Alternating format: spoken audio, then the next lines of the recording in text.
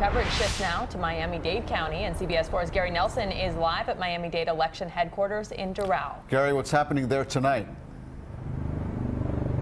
Well, actually, what's happening here tonight is pretty routine stuff, and it's not expected to be any big deal. You might call Miami-Dade County the anti-Broward County when it comes to getting votes counted. Every vote by mail ballot, every early vote, every election day vote was in the hands of the Secretary of State of Florida, the Florida Division of Elections, on election night. They got the votes counted here. What are being canvassed now are fewer than 1,000 provisional ballots, ballots that in some way were viewed as being problematic at the polling site.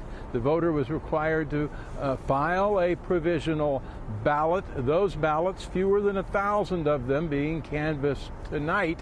It's already been predetermined in pre-screening that fewer than 200 of them apparently are going to actually count.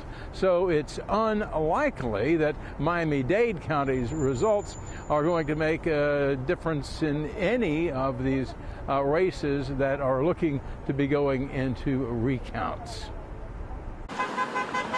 Election day, Bill Nelson was optimistic he would be returned to the United States Senate. Let's get to work.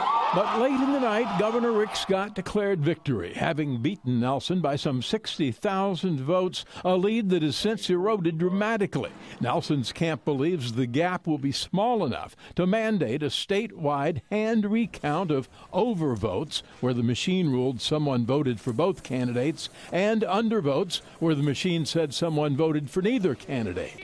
A big gun lawyer for Nelson's camp went beyond saying he's convinced there will be a hand recount. We believe that at the end of this process, Senator Nelson is going to be declared the winner and is going to return to the United States Senate. I firmly believe that at the end of this process, Senator Nelson is going to prevail. Miami-Dade late Thursday began canvassing provisional ballots cast by those who didn't have ID or perhaps went to the wrong precinct. Charles Johnson Sr. learned today his provisional won't count, some issue with his ID, even though he's been voting for decades. I was asked to go to the police department to get fingerprinted.